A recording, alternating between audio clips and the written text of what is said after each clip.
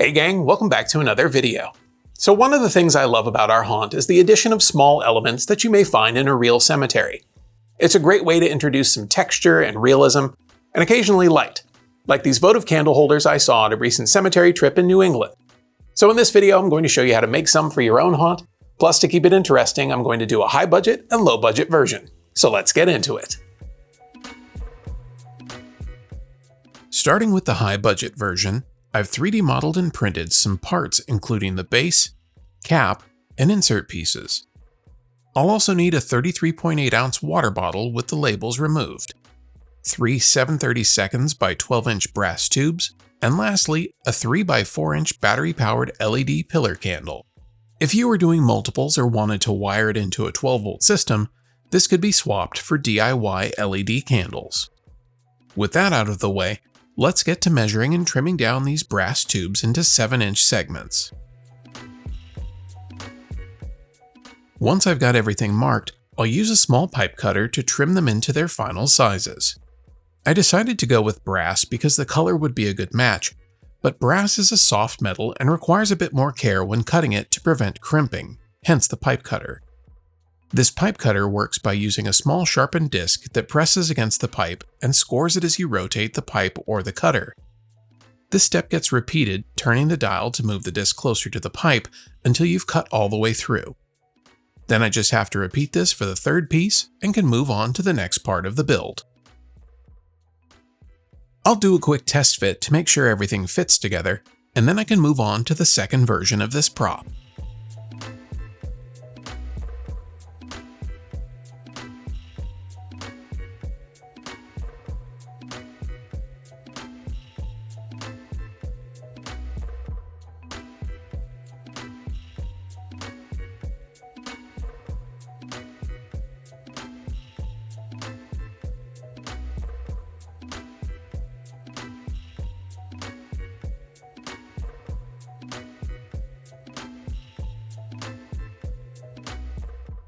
For the low-budget version, I'll be using a few plastic bowls I picked up at the dollar store and 3/4 inch dowels cut to 7-inch segments.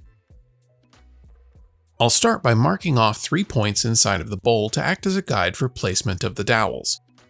And to make sure they're in the same place for both bowls, I'll place my second bowl inside the first to copy my markings. The next thing I'll need are some small pieces of cardboard which will act as supports for my dowels.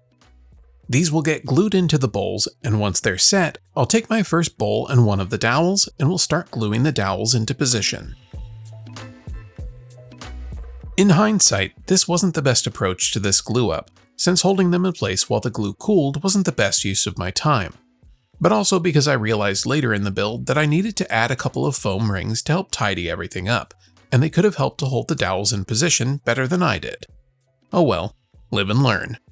When the dowels felt secure, I went back and added more glue to shore them up a bit more, and then I could do a quick test fit. The top bowl will be left loose because I want to have access to the candle inside.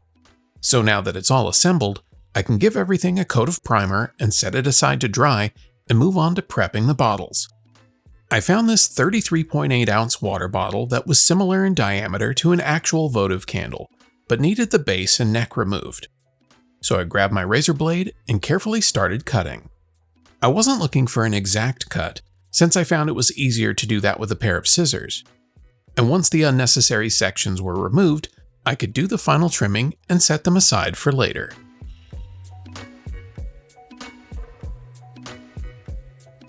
With the primer fully dry, I could coat the parts with a black spray paint. And when the black spray paint was dry, I switched to a bright metallic gold spray paint. Metallics can sometimes be temperamental, so you'll want to apply a light coat first, and once it's started to dry, follow up with your second pass. This should help to prevent any runs in your paint. Once they were painted, I let them dry for the night and picked back up on the build the next morning. Earlier I mentioned adding in foam rings, so now that the paint is dry, I can get them installed. These were cut slightly larger than the diameter of the bowls, and the inner diameter hole is roughly the size of the water bottle. I added in 3 notches so that it would wrap around the dowels as well as hide the messy glue application on the inside. These were glued in place with CA glue and painted in the same gold metallic spray paint. I also used one of the water bottle caps and a dowel from Mrs. Van Oak's garden to make a stake for the candle holder, which will get glued to the bottom with some CA glue. And once the glue was set, I could add in the candle and plastic bottle and take a look at how it turned out. I'll also do a quick assembly of the high-budget version, placing the brass rods into the 2 rings, and then setting it into the base, dropping in the candle and plastic bottle, and adding the cap.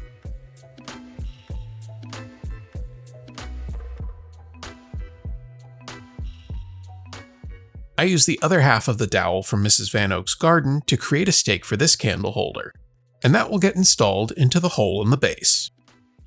Now you could leave them like this, but I want to use this as another opportunity to add some color into our display. So I picked up some colored lighting gels and cut them to fit the plastic bottle pieces and taped them along the seams so that it would be hidden under the base and cap pieces. And then I can call this one done. Now I just have to wait for sundown. While the red version looks great, something I hadn't considered when picking gel colors was just how saturated the blue color is and how it limits light transmission. But I think I may revisit the high-budget version in the future to add my own candles with brighter LEDs and hopefully make this votive candle holder stand out a bit more.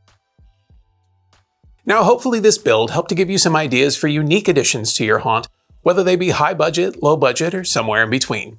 It just goes to show that with a little creativity, you can recreate just about anything.